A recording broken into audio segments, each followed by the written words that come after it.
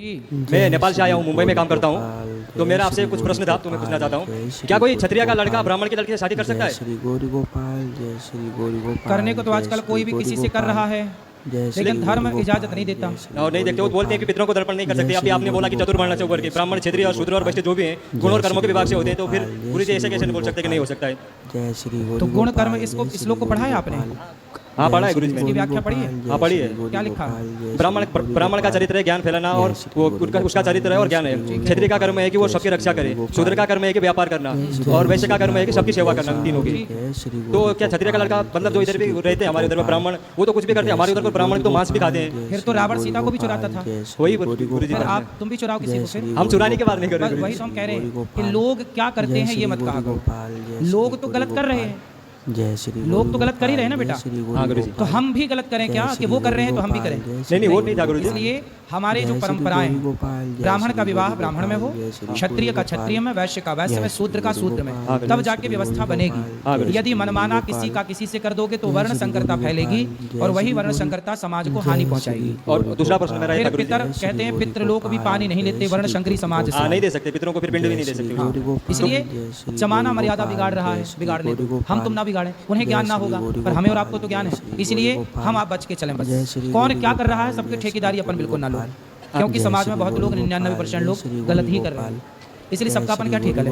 तो दूसरा प्रश्न मेरा यह था कि बोलते हम और शरीर यहीं छूट जाता है, आत्मा जाती है अपने कर्मों के हिसाब से उधर स्वर्ग लोक में सुख भोगने या पाप लोक में अपने कर्मों का करने के लिए। तो आत्मा को तो सुख दुख कुछ भी नहीं होता, तो उधर स्वर्ग में सुख कैसे भोगती है और नरक में यातना कैसे भोगती है गुरु जी? आत्मा को सुख दुख नहीं होता, पर ये बताओ कि आपको सुख दुख होता है कि नहीं? हाँ होता है हमको। कैसे होता है? श्री गौरी गोपाल, मन जैसा रहेगा वैसे ही, मन को सुख लगेगा तो सुखी रहते हैं, दुखी रहता है तो दुखी रहते हैं। इसी को कहते हैं सूक्ष्म शरीर। हमारे पास 3 शरीर होते हैं। एक स्थूल शरीर जो आपका शरीर दिख रहा है, जो हमारे शरीर ही स्थूल है। एक शरीर होता है सूक्ष्म। जब आप सोते हो ना, तो आप सपने में देखते हो कि हम वृंदावन आए, फलाने से मिले, तो आप तो बिस्तर में सोए थे घर में, पर सपने में आप वृंदावन आ गए। तो कौन आया? आप ही तो आए।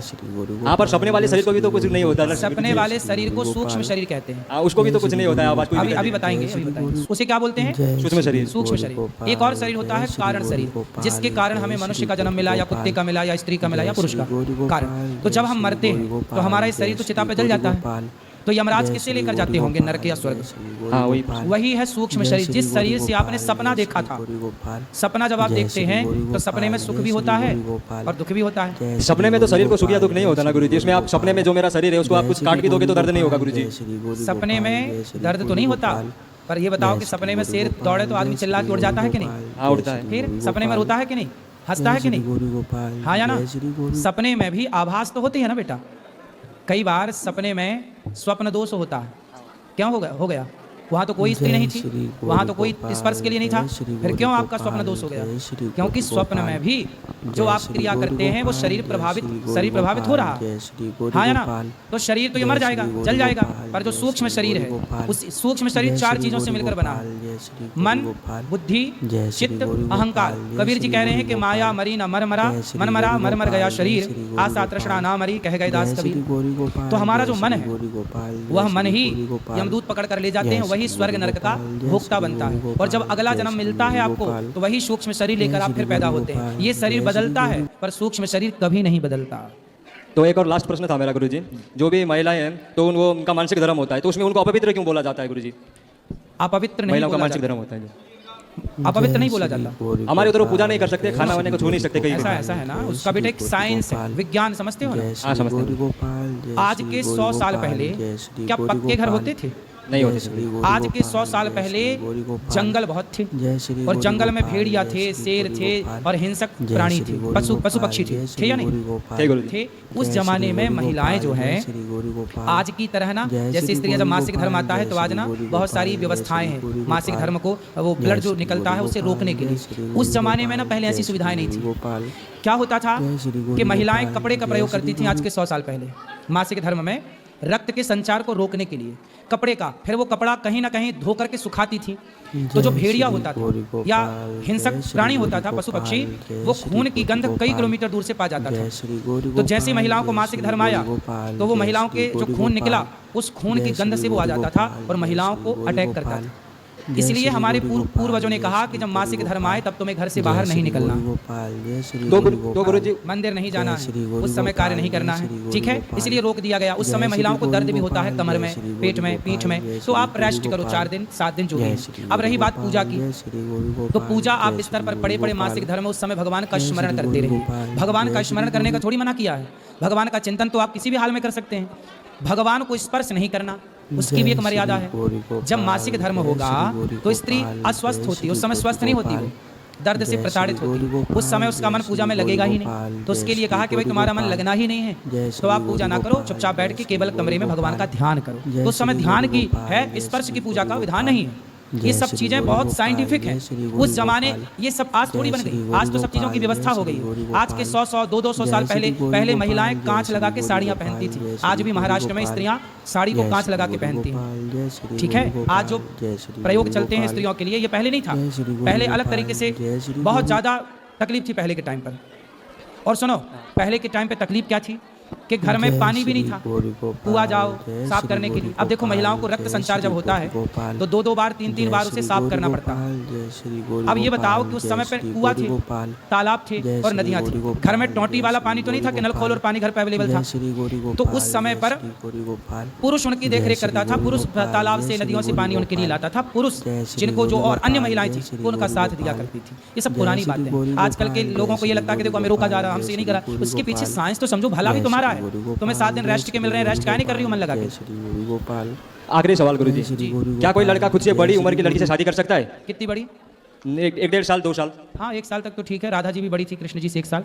हाँ गुरुजी सुना था। ओके गुरुजी, राधे राधे। आपको करनी है बड़ी उम्र की लड़की से? नहीं गुरुजी, मैं बस पूछ रहा था, मन में सवाल आते ही रहते हैं सोने के टाइम पे, तो अभी मैं बोला आपसे मिले तो आपसे ही पूछ लेते हैं सवाल सब। आपकी ठीक है, 1-2 साल चल जाती है, 1 साल ठीक है। ओके, ज़्यादा 10-20 साल बड़ी से ना कर लेना। हाँ चलो आज के लिए इतना ही रखते हैं। जो प्रश्न रह गए कल वो मैया को दे दो। वो मैया वो मैया कब से खड़ी है बेचारी, ये मैया। हाँ ये, अरे हाँ ये सब बैठ जाओ।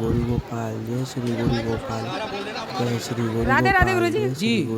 सबसे पहले आपके माता पिता के चरणों में मेरा कोटि कोटि नमन, आपके गुरुजी के चरणों में मेरा कोटि कोटि नमन जी।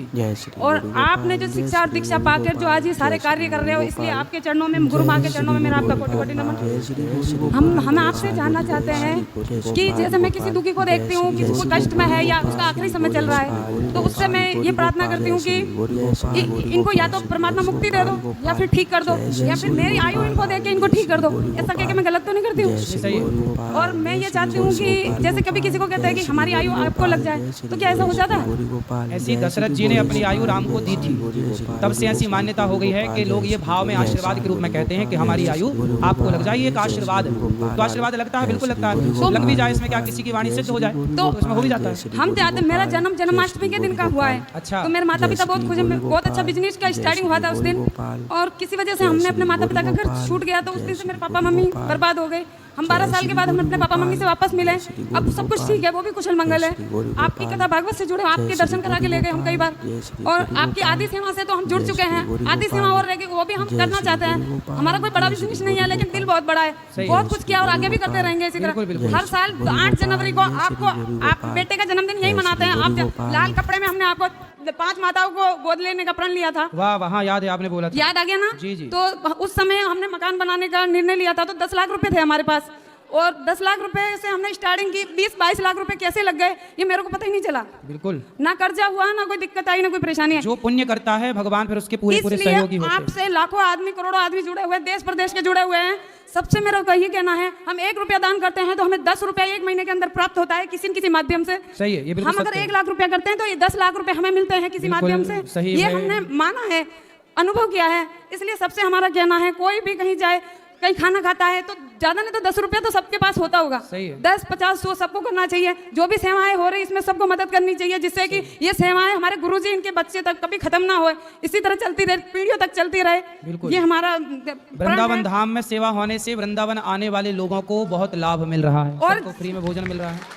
और जब तक हम जीवित है और हम बहुत मेहनत करते हैं, आपकी तरह हमारी स्पीड है काम में, भाग के हमने आपसे बहुत कुछ सीखा है। सुबह उठ के जो आपने क्या करा करे वस्ते लक्ष्मी कर मध्यम सस्ते कल, ये भी हम करते हैं। धरती माँ को प्रणाम, माता पिता, सास ससुर को, सबको आपका नाम लेके, प्रेमानंद जी, सब गुरु जी को हम प्रणाम सुबह सुबह करते हैं। और इससे हमको आपकी हर शिक्षा को हमने पल्ले, जैसे हिंदी उसमें बोलते पल्ले गांठ लगा देते हैं। हम आपकी हर चीज़ को अंदर धान करते हैं, उस पे वो करते हैं, सुबह सुबह डेली चींटी को आटा डालना, छत पे दाना डालना, कबूतरों को पानी रखना, गाय को खाना देना, गाय को सहलाना, ये मेरा काम है। बढ़िया है और आपका काम, भगवान। हमारे घर पे कोई बूढ़ी माता आती, मुझे बूढ़ी माताओं से बोलो बोलो। बूढ़ी माताओं से मुझे बहुत प्रेम है, वो मेरे घर आती है, मेरे को बहुत आशीर्वाद देती है, अच्छा कहती है। आपसे मुझे एक यही सवाल, एक तो यह कि मैं जब तक रहूंगी मेरे से जितना होगा सेवा करूंगी, हर जगह करती हूँ, आप ही के यहाँ नहीं, सब ठीक है। मेरे को सबको लेके चलना है। प्रश्न क्या है? और जैसे कि मैं ये चाहती हूँ मेरी 11 साल आयु आपको और गुरु माँ को लग जाए, जिससे मैं तो इतना नहीं कर पाऊंगी जितना आप करते हो, तो वो शायद मेरी उम्र के द्वारा आपको लग जाए। इसके लिए मुझे क्या करना चाहिए जो ऐसा हो सके? कुछ नहीं, भगवान आपको सुखी रखें, आपको और 200 साल भगवान दें। और एक सवाल यही चाहते हैं कि जो आप ये पशुअंतरी में जो बहुत सी माताएं कथा भागवत की कहानियों को लेकर जो सवाल उठाती है, उन सबसे मेरा हाथ जोड़ के रिक्वेस्ट है कि अगर आपको कथा क्यों लेके ही कि वो अभी भीष्म पितामह को लेके इतनी चर्चा चल, क्या रोज कथाएं होती उसमें वो नहीं सुनते, उनसे नहीं सीखते हैं जो उनको वो दोबारा जानना चाहते, ऐसा क्यों हुआ वैसा क्यों हुआ? अरे उसको आपने कथा में सुना है ना कि वो ऐसा इन्होंने क्यों किया, उसके उनके पास मजबूरी थी, वो चाह के भी नहीं ऐसा कुछ कर सकते थे। सही है, सही है, जब हम डेली कथा सुनते हैं, वो नहीं सुन पाई होंगी मैया बेचारी, चली गई। सुबह से लेकर एक मिनट, सुबह से लेकर रात तक कथाएं चलती हैं, आपकी भी चलती हैं और भी गुरु की चलती हैं, तो उन कथाओं को सुनने का फायदा क्या जब उन कथाओं को लेकर हम दोबारा सवाल करते हैं, अरे वो ऐसा क्यों था, वो वैसा क्यों था? अरे कथा में सीखो ना, कथा में आपने क्या सुना?